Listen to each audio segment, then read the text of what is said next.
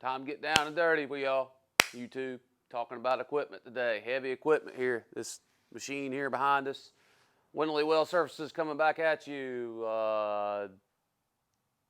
Really sparked this video the other day from talking from another contractor who was tired of working on his trencher, tired of rebuilding booms and sprockets and chains and all that kind of stuff, and wanted to get into, well, what y'all use? How do y'all like it?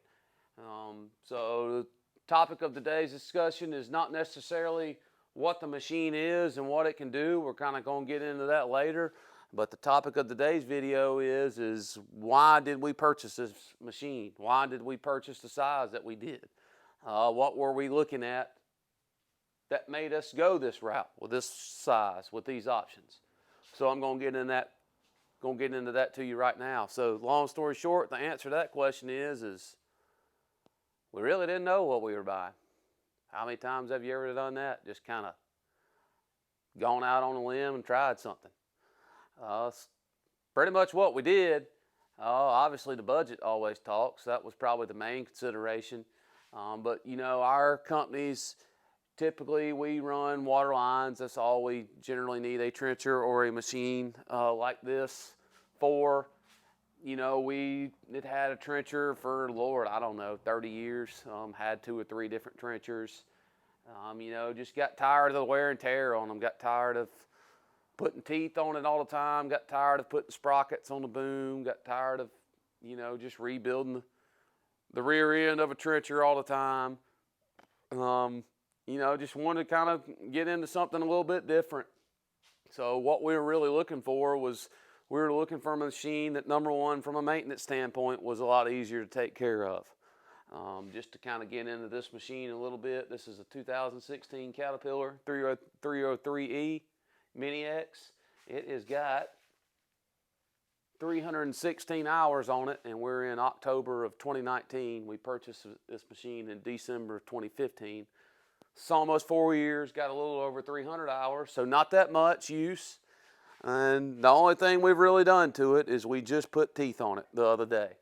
So the teeth have been on there about 315 hours, and that's really the only maintenance item we've had. Now, I'm not talking about regular servicing as far as changing filters and all that goes. That's going to come with any engine or trencher or anything you have. I'm talking about, you know, just replacing parts that get wore out from digging.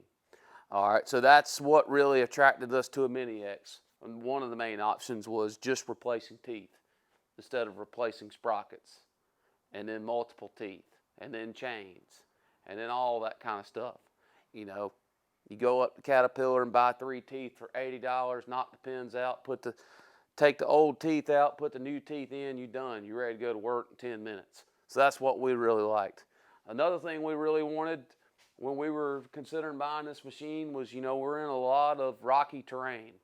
And we're in a lot of woods where we run water lines through the woods. We run water lines where there's a bunch of rock in the ground. And trenchers can be problematic. It's going to wear trenchers out faster. We wanted a machine that could easily dig through rock, or if it can't dig through rock, you know, it's going to be able to rip the rocks out of there and then keep on going. This size machine here, it's 24 horsepower, I believe. So it's one of the smaller machines out there, but it's still big enough to where pretty much suits our needs on an everyday basis. We've pretty much not had any issues where it wasn't big enough for us. I mean, you can always go bigger. But we like it for our everyday use of, you know, digging water lines. That's essentially what we bought it for. But one of the options we got, and this is probably my most favorite option on it, is the hydraulic thumb.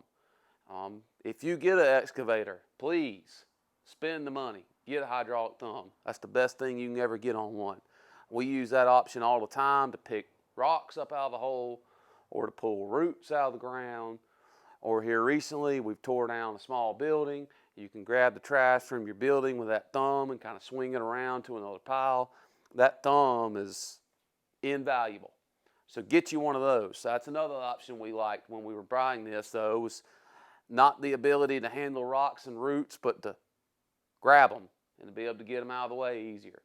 So it's easier getting your water line in. That was probably option number 2. Option number 3 of this machine that we like, this size machine, whether it's Caterpillar, Bobcat, whoever you're going to purchase, Kubota, I don't care. What's the size of the machine itself? This machine weighs about 7,400 pounds. So it's, you know, some of these big excavators can get on up there 15,000, 16,000 pounds.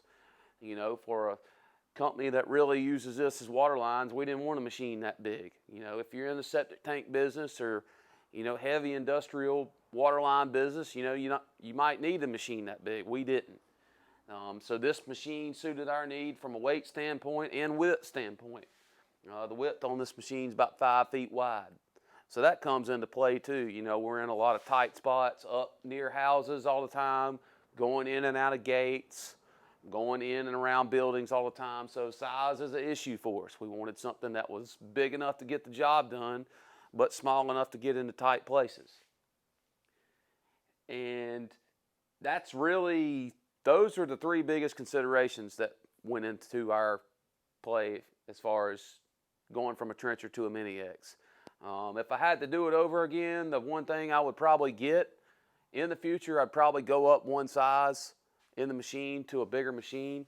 Not because this machine here doesn't have enough power, because it does, but the next size up machine has an angle blade on it. This is not an angle blade, it's a straight blade. The angle blade, you know, you can turn to one side or the other, and that will allow you to cover up the ditch a lot faster.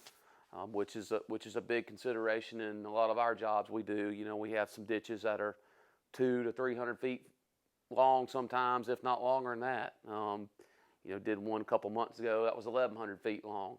So, you know, anytime you got options that can kind of help you speed up and get off the job quicker, that's always a plus. But just kind of wanted to do a quick video out there for you about why we purchased this size machine, why we like it. Some of the things we would like to see different, like getting an angle blade. That's really it. We love this machine. It's easy to change the filters. We'll get into that later for you too. But as far as a price standpoint and a functionality standpoint, hands down, I would say go with a Mini X over a trencher. Yeah, it might be a little slower. It's going to be a little slower than a trencher. But for our business, most of our water lines aren't that long, so speed doesn't really come into an issue. But the ease of maintenance and the multifunctionality that we can use with this machine, you know, we now, if we have drill sites where it's tight, dealing with the rock cuttings and controlling the cuttings coming out of the ground, we just load the trailer up and take this machine with us. Whereas when you have a trencher, you can't do that. You know, it's a whole lot easier for us to, if we've got leaks to fix in the ground that are 3 feet deep or so, you know, you can just dig down with this and fix it real fast. So that's the aspects we like about a Mini X. If you're a contractor and wanting to go with one or considering going with one for a trench instead of a trencher, I'd highly recommend it. So stay tuned for more videos coming up in the future. We're going to do more about the operational characteristics for it, and how to run it, and what we like about it, and what we don't like about it as far as operating it. But this was a quick video about why we went with what we did. So thanks for tuning in. Stay tuned for more mechanical videos related to equipment and what we use on a daily basis. Be sure to smash the thumbs up button for us. Keep the YouTube algorithm happy. Keep us happy. And leave us some comments for us. Let us know what else you want to see about this machine or any other machine we have to get a job done. So thanks for watching. Stay tuned for more videos.